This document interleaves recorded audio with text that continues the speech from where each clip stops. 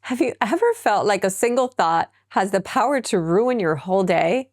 Like you forgot to send an email and all of a sudden you're picturing yourself jobless, broke, living under a bridge. Trust me, you're not alone on this.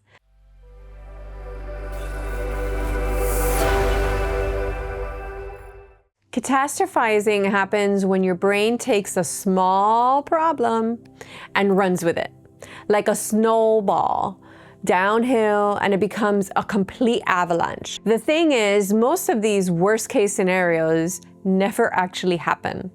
According to research, catastrophizing is a common cognitive distortion where our brains trick us into believing these exaggerated fears.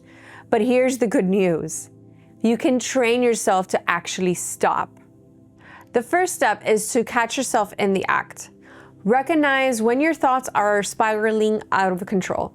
This isn't always easy because catastrophizing happens really fast. But when you feel the sense of dread creeping in, pause and say to yourself, hold on, I think I'm catastrophizing.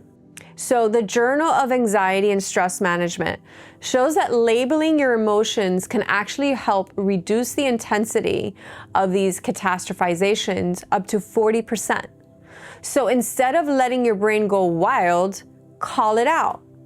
Say what it is that you are fearing. Give it a name. So once you've already labeled your fear and your thought, now what we have to do is start investigating. Is there actual proof that your worst fear is true?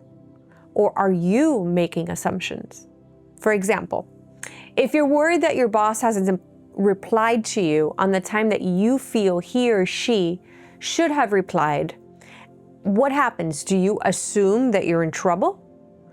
If you do, ask yourself, could they just be busy? Did they seem upset recently?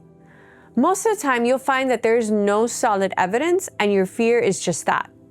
It's fear. This practice is actually proven that challenging your negative thoughts can dramatically lower your anxiety. When you're stuck in the cycle of overthinking, it's important to shift focus. One way to do this is engaging in grounding exercises or grounding techniques. And obviously, the walk is always so essential. Going for a deep walk, taking a deep, full breath, or even distract yourself with an activity that you actually enjoy. This is also supported by studies that Harvard has shown that mindfulness is essential in calming that part of your brain, the part of your brain that is responsible for the catastrophic thoughts. So when you reconnect with the present moment, your brain has less room to imagine disaster.